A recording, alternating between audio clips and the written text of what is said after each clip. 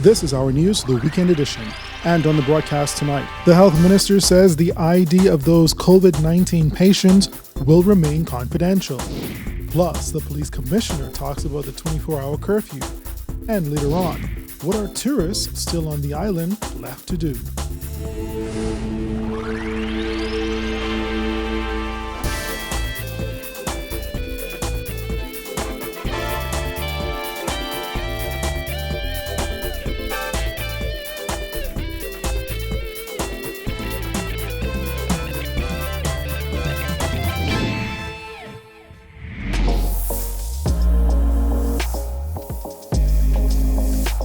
Our news is brought to you by Alive.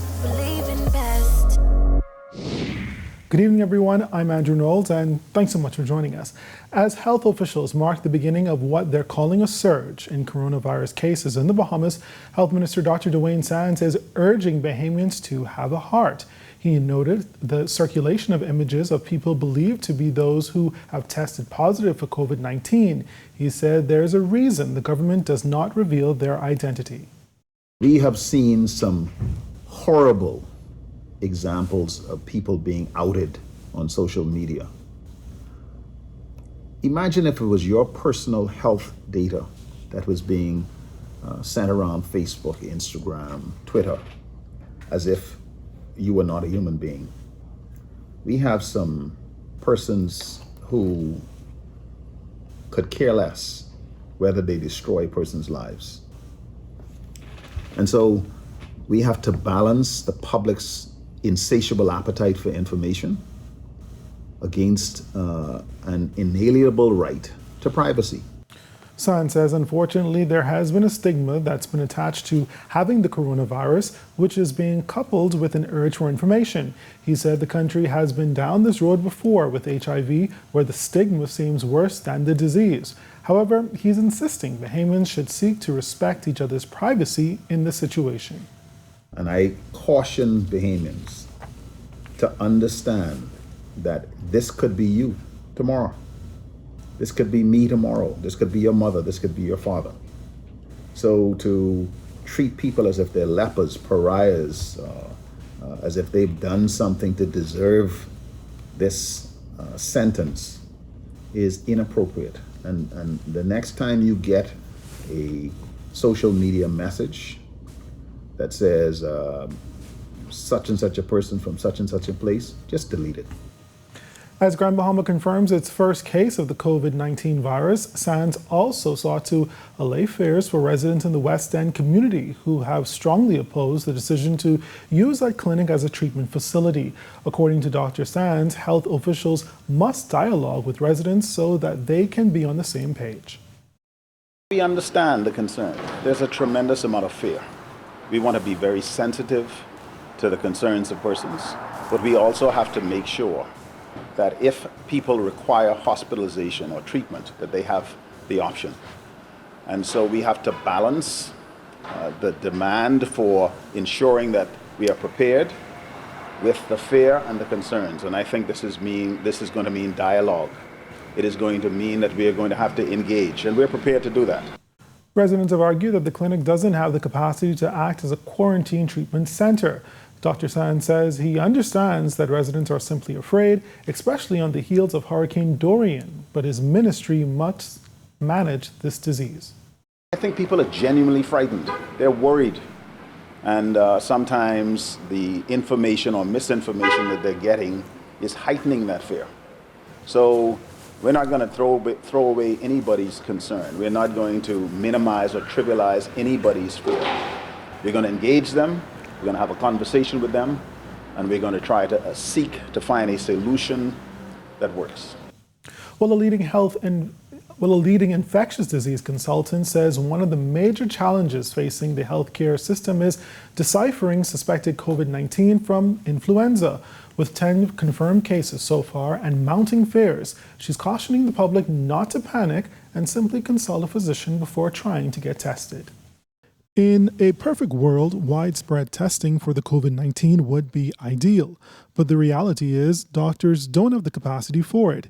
It's one of the biggest challenges healthcare professionals face in trying to differentiate COVID-19 from the flu. You are coming from a place where there is high levels of community spread, or if you've been in contact with someone who's known to have COVID-19, we will highly prioritize testing, and that would be a suspect case. Now, in the context of flu and cold season, there will be people who have some of these symptoms, fever, runny nose, cough, but they could have influenza. Infectious disease consultant Dr. Nakia Forbes says the healthcare system acted swiftly in formulating plans to slow the spread once it reached the Bahamas.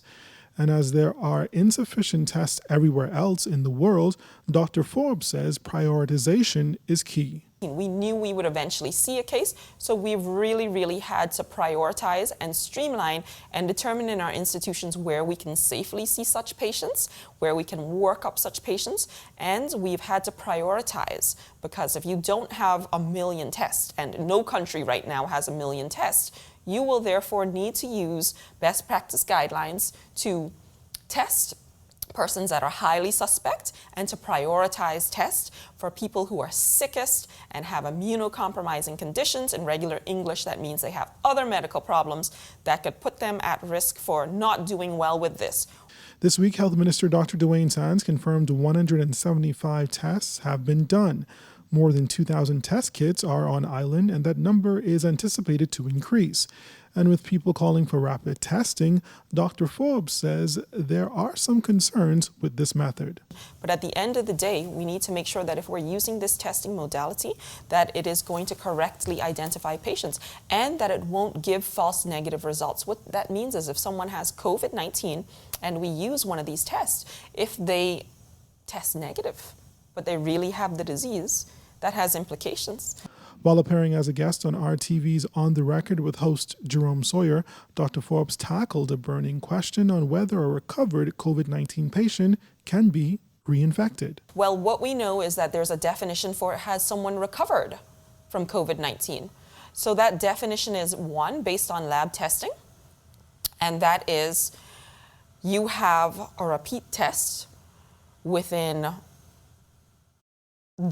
basically your symptoms would have been improved, and the repeat tests, there should be 2 tests, and they should be taken 24 hours or more apart. And if they are negative, that person is said to be recovered, and therefore they should not be infectious. So we are in the process of organizing those tests. It's been more than a week now since a national curfew has been imposed, and since that time, Police Commissioner Anthony Ferguson says police have seen a reduction in crime. You don't have no nightclubs. Those nightclubs are open until 2, 3 o'clock in the morning. They are very quiet. It's not open, and so you don't have to be worrying about people 3, 4 o'clock and to some degree traffic accidents. All of those things have really reduced. He also credits the reduction in crime to the high visibility of law enforcement officers. And while officers are flooding the streets to make sure people are abiding by the orders, throughout the day there is still a high volume of cars traversing the streets. However, Commissioner Ferguson says police are watching. They're trying to make sure that they are. I don't want to come right out and say that they're not going where they say they are going, but that we are watching out for it. And that is really a part of the mandate that the officers are well focused on these things, because we try to make sure that you don't have people bucking up to one another to create what we're actually trying to achieve. Police have advised residents to call 311 during the curfew period should they need to head out for essential services. And the commissioner says people have been heeding to the request and calling the number. We have 12 of those lines, and believe it or not, people are using it. So they're able to get clarity on things, because we have all of the orders that the Prime Minister has given, all of those exemptions, we have those. And so if somebody call and try to find out something, we're able to give them clear direction if they don't really understand it. With the country's border closure, which now prevents even Bahamian citizens from entering the country, the Ministry of Foreign Affairs is urging those citizens to make direct contact with the nearest Bahamian embassy, High Commission, or honorary consulate. However, during the closure, planes can come empty to pick up passengers and leave. The ministry is also advising those foreign nationals residing here in the Bahamas who are in distress or seeking to return to their country to contact their respective embassy, High Commission, or honorary consulate. And as for those who are not represented in the Bahamas, the ministry advises they can contact the Consular Division of the Ministry of Foreign Affairs at mofa consular@bahamas.gov.bs or dgmfa@bahamas.gov.bs. Well, police arresting several individuals found in possession of illegal firearms. Mobile division officers were on patrol on Palm Beach Street and Wolf Road around 4 p.m. Friday when they observed two men acting suspiciously in a vehicle. When they searched the vehicle, they discovered a 9mm pistol, 12 rounds of ammunition, and 4 ounces of suspected marijuana. The two men are expected to be arraigned before a magistrate next week, along with another male and a female who were also found in possession of illegal firearms. Officers arrested the pair while at Jet Aviation after they were caught with a .45 pistol with 5 rounds of ammunition and a 9mm pistol with 16 rounds of ammunition. Meantime, police over in Grand Bahama also taking a man into custody after he was found with an illegal weapon. Officers were patrolling the Garden Villas Whittle Avenue area when they spotted a man who began running upon seeing the officers. A chase ensued, at which time the man dropped a black and chrome pistol with 4 rounds of ammunition. He was later captured and will be formally charged in the magistrate's court next week. Police on Grand Bahama appealing for the public's assistance in locating this man who is wanted for attempted murder. 25-year-old Tremaine Moss has a brown complexion and medium build. His last known address is Woods Rogers Drive in Freeport. He is considered dangerous, and police say to approach with extreme caution. Anyone who may have any information as to the whereabouts of Tremaine Moss is asked to contact police. And we will take our first break here, but still ahead, tourists talk about their stay amid the COVID-19 lockdown. So stay with us.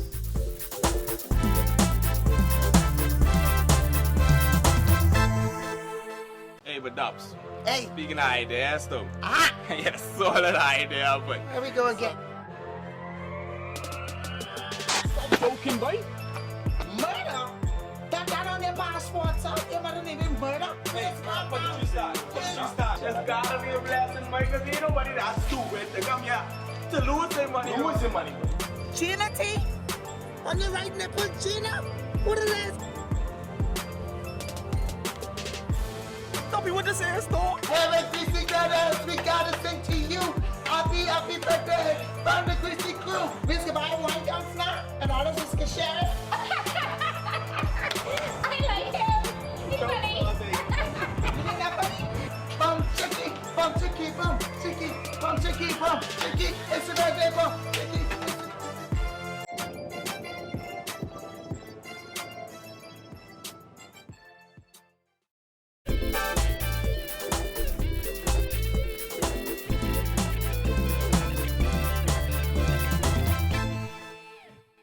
Next tonight, with hotels and most tourist attractions closed, the remaining travelers to the Bahamas don't have much to do. Many of them are concerned about COVID-19 and say they took precautions to be safe while on the island. Argeline Gray has more. Amid coronavirus concerns, travelers have canceled plans and stayed at home. However, this traveler from the UK said he and his wife, while cautious, still made the trip, but were not expecting such strict measures. It's an annual trip we make, and we had it booked for a long time. I've got some other family in Florida, so we stopped over there first and then came here. But the COVID-19 has really deteriorated all the different communities so quickly. Because we had no idea when we left this would happen, and that was only less than 2 weeks ago. We had no idea we'd be in this position now, and the situation's getting worse by the day. It's changing every day. But mean, nobody would imagine this. Nassau on lockdown, who would have thought that 2 weeks ago? Storr and his wife managed to secure a flight off the island before the airport shut down. Moments before boarding their plane, Storr recounted how their stay over Atlantis was void of activity, as most of the businesses were shut down. Everything's been closed. We can't really wander about in the evenings or anything. But there are always places to be stuck in. I'm originally from Nassau, so I've got family here. So at least we've got that support network to help us. So it's not like we're totally isolated. New Jersey resident Lou said though COVID-19 is a serious health threat, he's trying not to let it consume him. There is somewhat of a concern, but I'm not letting it consume my life. I still have to function and think properly and do the right thing. And it's basically what we've been trying to follow the protocol as best as we could. Despite little activity on this trip, Lou said he will definitely return to the Bahamas. Yes, I would absolutely come back to the Bahamas. There's a lot of things that I like to see and do. Unfortunately, most of the excursions by the time I got here were basically shut down and ceased. It's not the Bahamas' fault. It's not the government's fault. What I think the Prime Minister is doing is actually doing the right thing to protect his people. So by not bringing anyone else in and getting rid of the people that were here is a benefit to the people here of the Bahamas. Keep everybody healthy, keep everybody safe. Reporting for Our News Weekend, I'm Jillian Gray. All right, thanks a lot, Jillian. What Our News comes back from the break, how COVID-19 is impacting one nonprofit. So stay with us.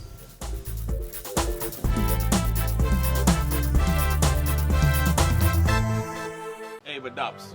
Hey. Speaking of ideas, though. Ah! Yes, solid idea, but. Here we go again. Joking, boy. Murder? That on their passport, so you better name him murder? Hey, but you start. Just gotta be a blessing, boy, because ain't nobody that stupid to come here to lose their money. Losing money, bro. Gina T? On your right nipple, Gina? What it is? Stop me with the same store. Hey, Christy brothers, we gotta sing to you. Happy birthday from the Christy crew. We can buy one down now, and all of us can share it. I like him. He's funny. You think that funny? Bum chicky, bum chicky, bum chicky, bum chicky. It's a birthday, bum chicky.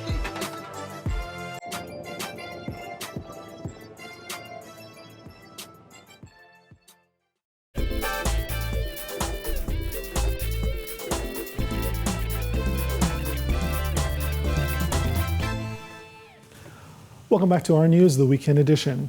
COVID-19 has impacted the lives of residents and changed the way businesses operate. It's also impacted nonprofits like Teen Challenge Bahamas, which not only houses recovering addicts, but also offers treatment programs. Executive Director Eric Fox says they are at max capacity, but running at a minimum and have had to reduce the number of meals served each day. Jasmine Brown reports. It hasn't been easy, but we're trying our best to do what we can do.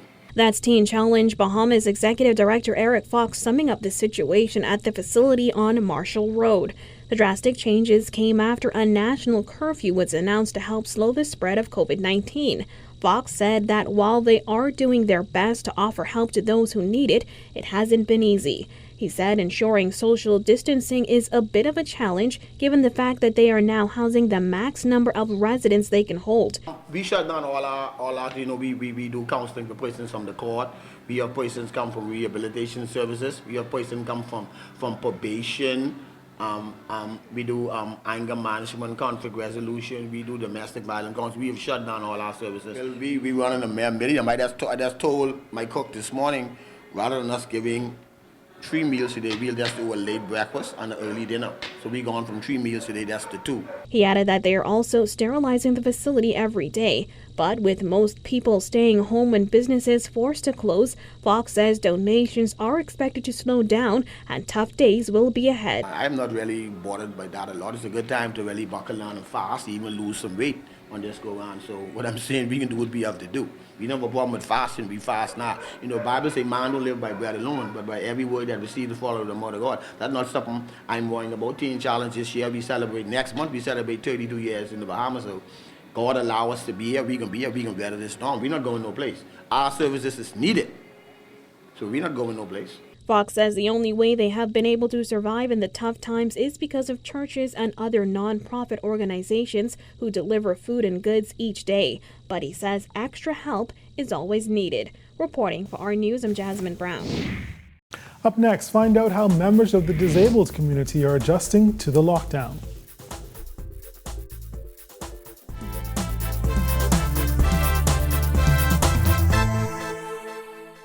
Hey, but Dubs. Hey. Speaking of ideas, though. Ah! Yes, solid idea, but. Here we go again.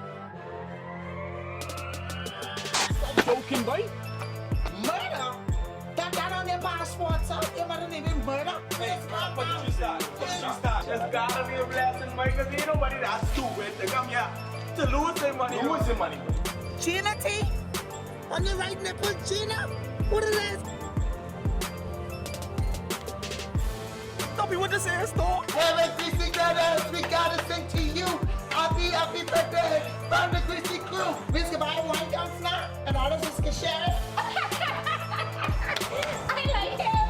He's funny. You think that funny? Bum chicky, bum chicky, bum chicky, bum chicky, bum chicky. It's a birthday, bum chicky.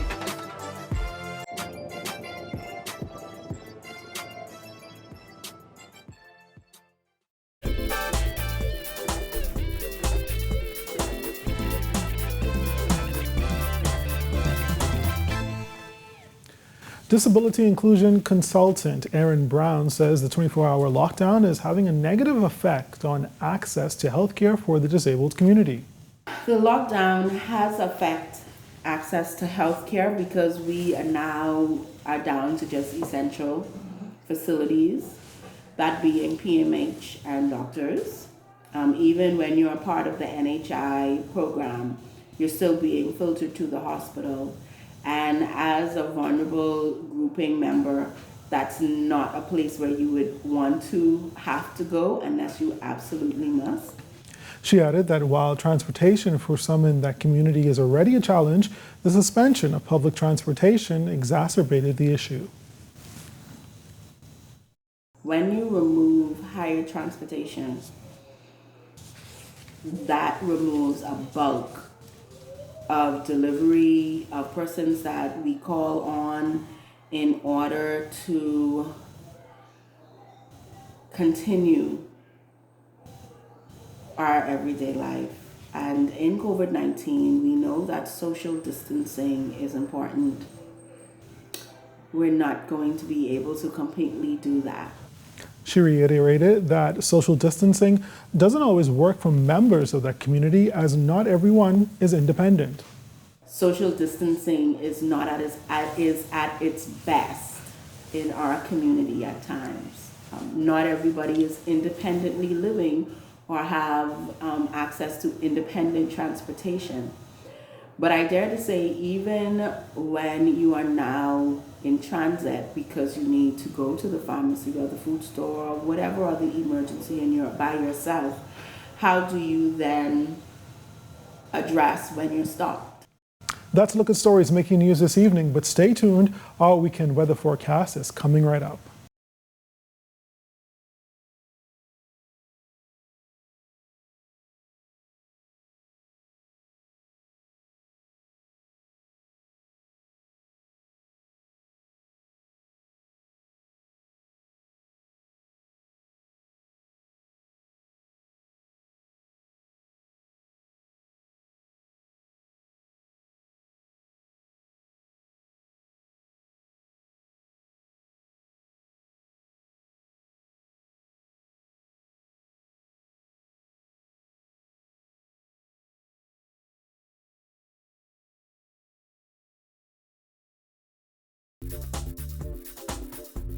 And that's going to do it for us on a Saturday night. I'm Andrew Knowles. For all of us here at Our News, thank you for watching.